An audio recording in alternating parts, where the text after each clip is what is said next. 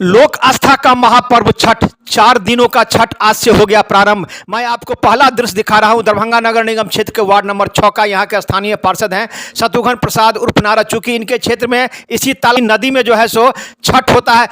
हजारों की संख्या में यहाँ छठ व्रती यहाँ छठ व्रत कर रहे हैं और इसकी साफ सफाई पूर्णतः करीब 12 ना साफ सफाई हो गया है। स्वयं खड़ा होकर मॉनिटरिंग कर रहे हैं और इस नदी की साफ सफाई कर रहे हैं। इस संबंध में उन्होंने क्या कहा वो भी आप सुनेंगे। वहीं दूसरा दृश्य मैं आपको दिखा रहा हूँ दरभंगा शहर का हृदय स्थली हराही तालाब, गंगा सागर और दिघी। हराही तालाब में तो इतना कचरा भरा हुआ है, इतनी गाद भरी हुई है कि करीब 1 महीना से लोग लगे हुए हैं, लेकिन उसकी स्थिति काफ़ी दयनीय हो गई है।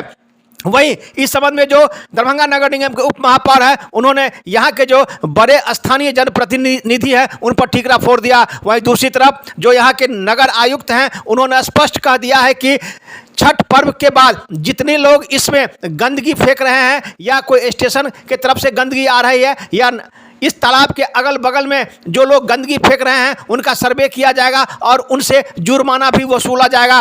वही आपको बता दें कि लगातार खबर दिखाया जा रहा है कि हराही तालाब की स्थिति काफ़ी दयनीय होती जा रही है और अभी भी है भी। वही नगर निगम लगातार प्रयास कर रहा है। अब देखना यह है कि अभी 2 दिन और बाकी है। तीसरा दिन शाम में जो है सो छठ व्रती इस तालाब में खड़ी होंगी। अब देखना यह है कि किस प्रकार से यह तालाब पूरी तरह साफ सफाई हो पाता है। देखिए एक रिपोर्ट दरभंगा दर्शन न्यूज से मनोज झा।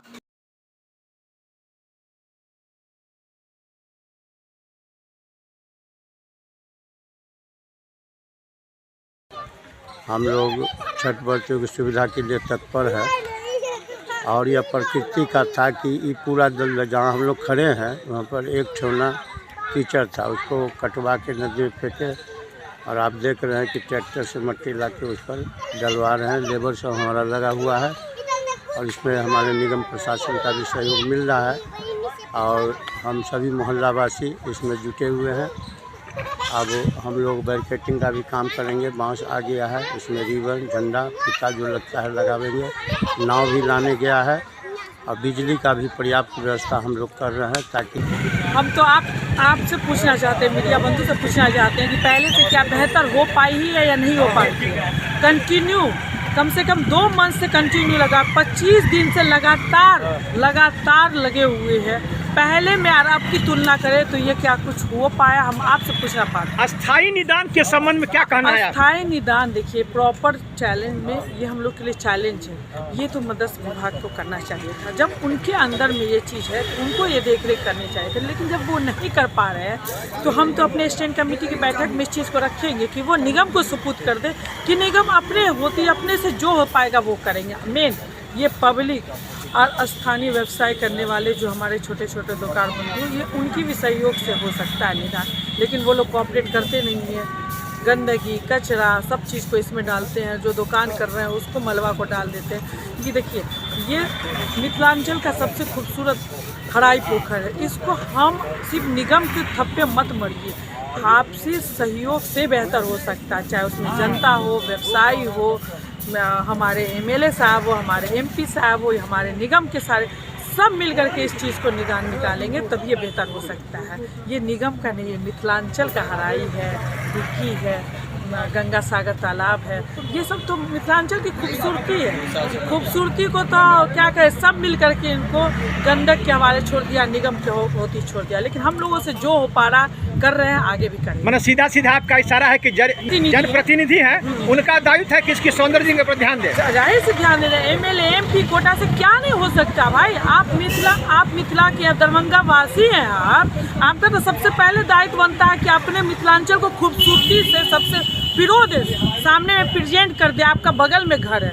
मैं हमारे एमएलए एमपी साहब से भी अनुरोध करूंगी, ये खूबसूरती उनको क्यों नहीं दिख रही है। अभियो तो माननीय आप 5 बार 6 बार 10 बार बन रहे हैं, आप तो कुछ उद्धार कर दीजिए। निगम पर सिर्फ अकेले मत ठहरिए, ये हम सब से मिलकर। मैं बार बार आपको बोलती हूँ, अकेले एक उंगली से कुछ नहीं होता, बन मुट्ठी से होता है। एक मुट्ठी बन जाइए, आइए सब मिल करके धरातल पर उतरिए, इसको खूबसूरती बना दीजिए। आगे आने वाले छठ में ऐसा खूबसूरती हराई कर दीजिए कि देखने में लगे कि अगली मरतबा साल चैलेंज था, इस मरतबा क्या हम लोगों ने सौगात किया है।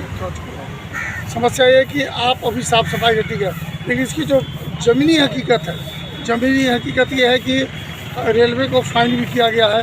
साथ ही साथ जो बगल वाले होटल है, साथ ही साथ जो मकान बने हैं, उनकी गंदगी इसमें लगातार आ रही है। छठ के बाद हम लोग इसका प्रॉपर सर्वे करवा रहे हैं, बाहर से एजेंसी बुलवा रहे हैं।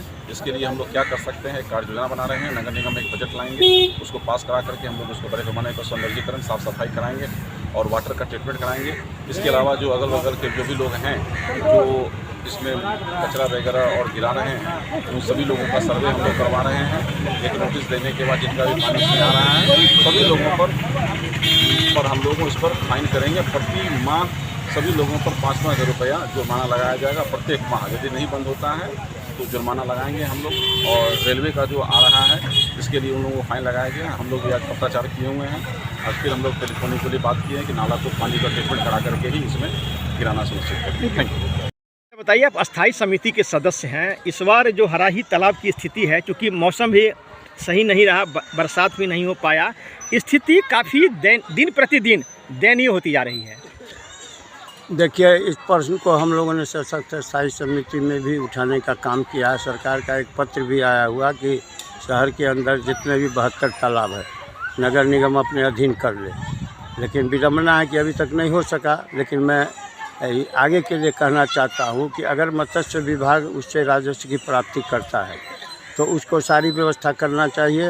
अन्यथा हम लोग रिजोल्यूशन लेंगे सशक्त स्थायी समिति में कि उस पोखर को अपने अधीन कर ले, तभी हम अगले साल से उसमें कुछ निगम की राशि खर्च करेंगे।